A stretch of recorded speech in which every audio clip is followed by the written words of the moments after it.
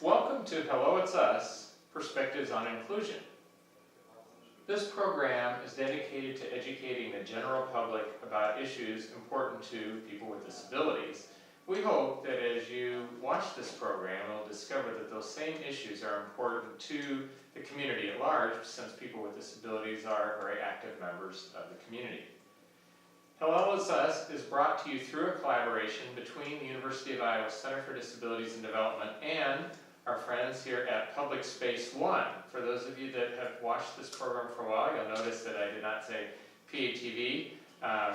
There has been a merger of the two organizations, I understand, and Public Space One is the primary, is the new umbrella organization. So we're pleased to partner with them. My name is Mike Hoenig. I work at the Center for Disabilities and Development, and I serve as a co-host for Hello, It's Us. Keith? My name is Keith Ruff. I'm a disability activist. I'm also author of a new book. And welcome. Excellent. Well, welcome. We have a great guest. Some of you may remember who have watched these programs in the past that about a year ago, we had a diversity international professional fellow, actually two of them from Tanzania. We had Novat and Raphael, and we're really thrilled that we have a new international fellow, also from Tanzania, whose name is Archy Gomba. So Archie, welcome. Thank you. Why don't you, if you could start out and just tell us a little bit about yourself and where you come from. Thank you, Mike, for this opportunity here today. And I'm very glad I'm here in the United States for my second trip as an international professional fellows from Tanzania. And myself, I'm living with disability myself, and this was the way forward for me to advocate a disability movement in my village. And it's been a long way for me to reach where I am today and raising awareness in the community so that people with disability, they should be active members of the society and be recognized and have the equal opportunity like other people without disability. So it's been a long way in to be in education, networking with people, and as you know, in Tanzania itself, maybe in Africa, if you live with disability, it's something that people have a different perspective, culture, and norms. They think it's something like a caste, something. So they don't get equal opportunity like with other people. So myself, I did a disability. I lost my arm when I was 5 years old. I've been following my dad in the job, in the workshop, and unfortunately, I was trying to do how he's doing with operating the machines. So then I lost my hand, my right hand. So when growing up, things have been very normal for me because you're still a child. So when I get in college, I'm getting older, I experience difference, stigma and marginalization that people have been skipping me away to do different stuff. So that was a movement for me.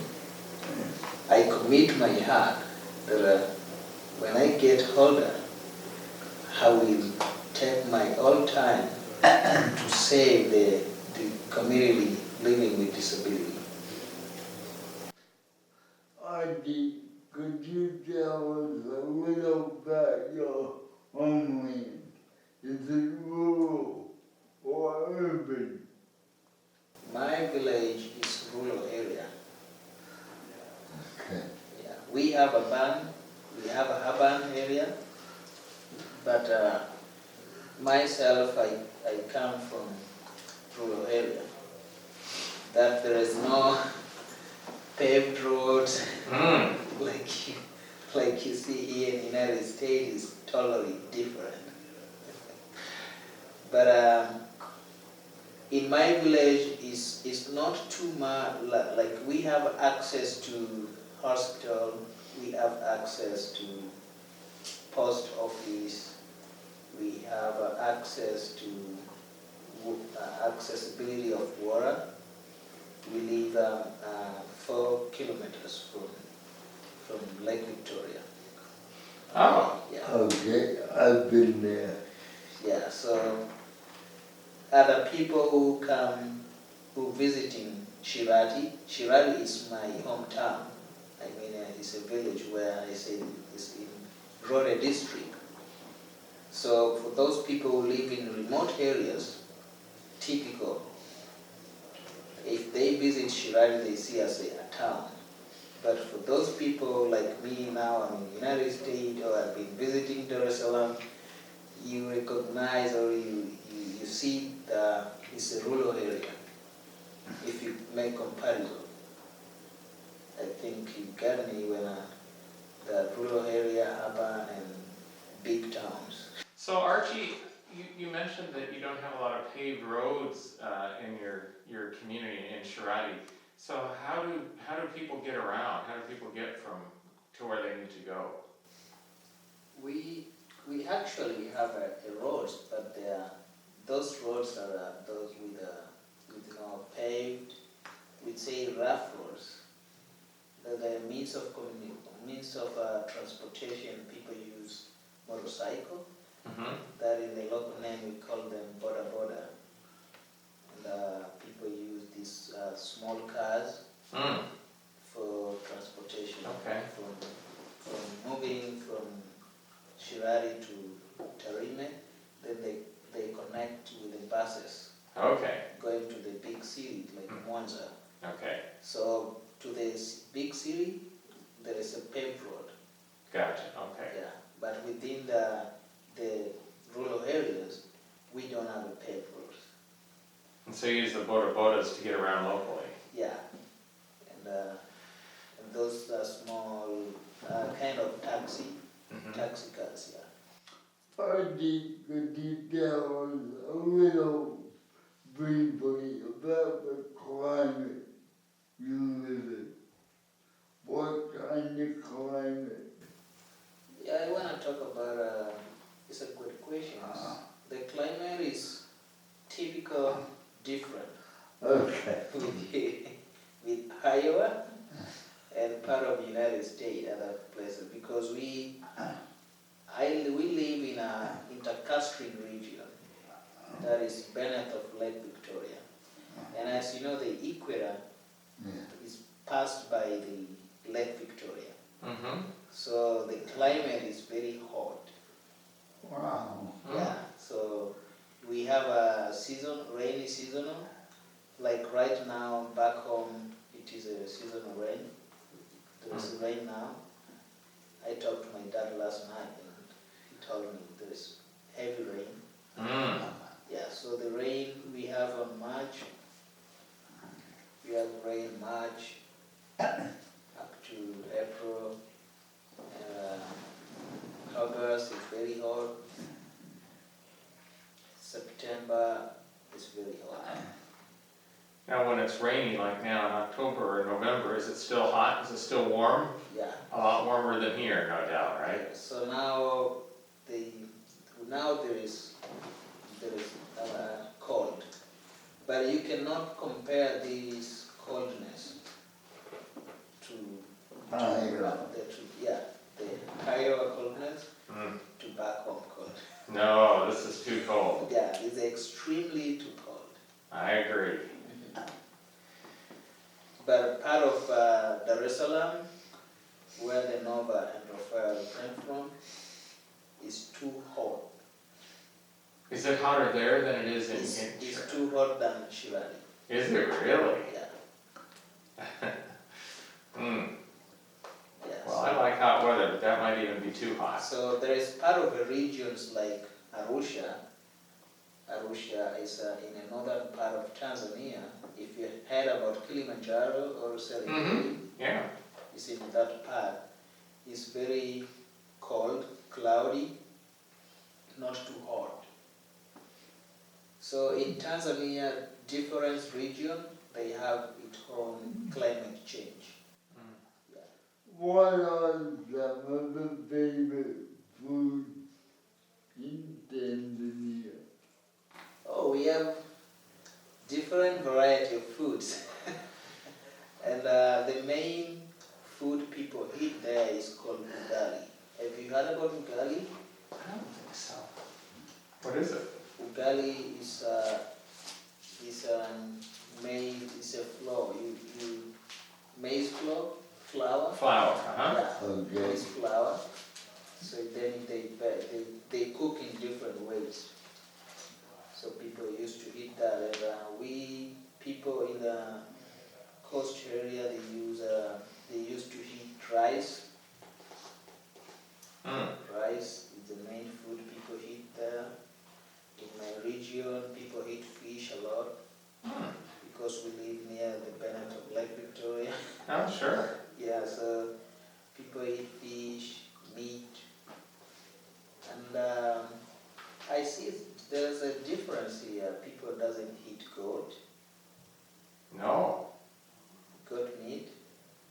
Goat cheese, but not goat meat. Yeah, but there people used to eat goat meat, beef, and the chicken is quite a bit expensive there. It's different with here. See, kitchen is not. No, it's cheap here. It's cheap. Yeah. So we are in anti-clockwise. So you're eating a whole bunch of different food here than you are used to at home. Yeah, so I get here people, the most expensive thing is meat than chicken. Got it. And traditionally in Tanzania or in some part of regions in their tribe culture, the chicken is being given for the special guest. And sometimes we eat chicken when there is a special event. I see. And like Christmas, like Happy New Year, so people preparing chicken. So if now you come in Tanzania, then the first thing you're gonna do to find your chicken. All right. As a special guest. I love chicken. Yeah. Excellent. But here I see people eat a lot of stuff. Yeah, we do. A lot of variety. Yeah. So I like the culture here. It's different there. Like people eat, people do exercise. So it's quite different. Yeah. So to keep their body healthy and to become more strong. That's what we're trying to do. Yeah. So tell us, tell us a little bit about the fellowship, being an international fellow. How did you find out, or what is that program, and how did you find out about it? Yeah, the International Fellows, Professional Fellows program. I tried in 2018.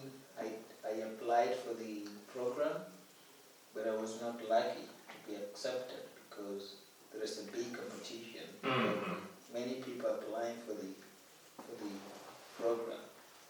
And one of my friends, who is called Joel Gomba, also, he was the one we used to communicate, and he knows my movements of making disability rights. And he texted me, hey, this is fitting you. You can apply this. It's good for you. It's about disability employment, inclusive disability employment. So then, 2018, I tried, and I was not accepted.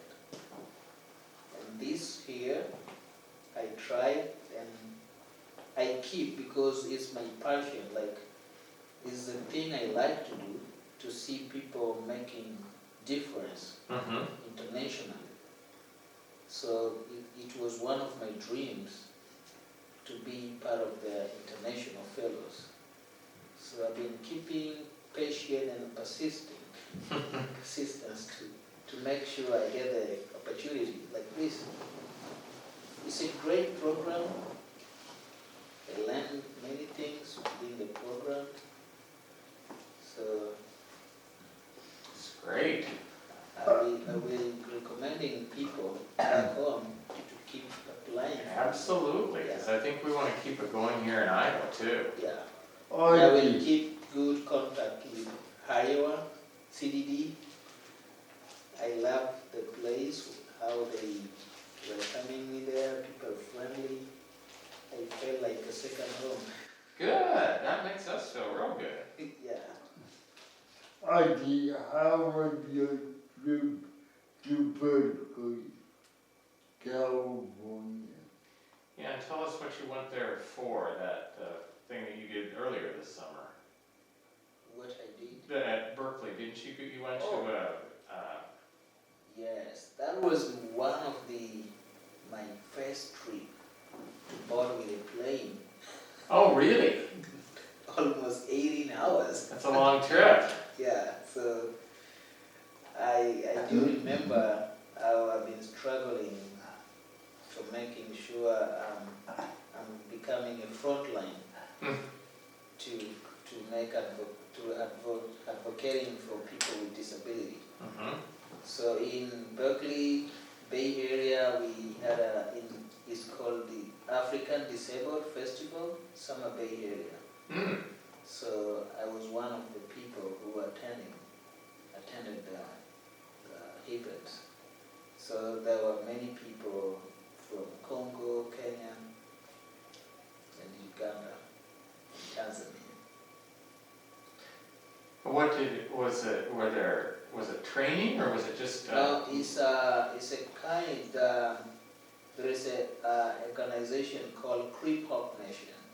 Okay, I've heard of that. Yeah, Crip Hop Nation is raising awareness to people with disability internationally, to be given a chance to be in music industry Mm-hmm. like rap, hip hop, Mm. and they advocating their program through music, stuff like that. That's awesome. Yeah. So if you go in a website, www.creepupnation.com, Okay. then you can get every stuff there and you see what they're doing. So you can also write in the Facebook, the director of Creep Up Nation, Leroy Mo. I'll remember that. Crip Hop Nation. Yes. It's Yeah. very popular in Bay Area, in Berkeley. Archie, do people with disabilities have access to education? Where you come from? That's a good question, and it's what we are trying to make a difference in the community. In Tanzania, we have 4.2 million people with disability. Oh, really? Wow. And they're among the poorest people in the community. Hmm. Yeah, so only 3.1% people employed, people with disability who employed, they get income is 3.1%. Hmm. So this has been a good discussion. Like this question can bring many discussions. Like we advocating for employment for people with disability, right? And in other ways, you found that most of them are not well educated. They don't get a chance to go to school because of their physical limitations they have. And also you find many parents, they don't favor children with disability because they see they can walk, stuff like that. But we try to make inclusiveness, right, access to education. So the population of people with disability who have been in school is very low. Mm. Yeah.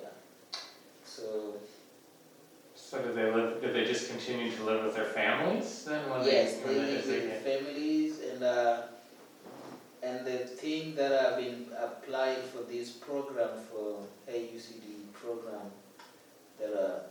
my project was quite different with other people projects, because mine focus on self-independence, self-sufficiency. Mhm. So my project is focusing on vocational entrepreneurship training. So for those who have never been in school, we train them on their skill sets, Mhm. talent they have, so that they can have a business, they can have their small business, Mhm. enterprises business. Yeah. Yeah, so you can say, hey, come here, we can employ you.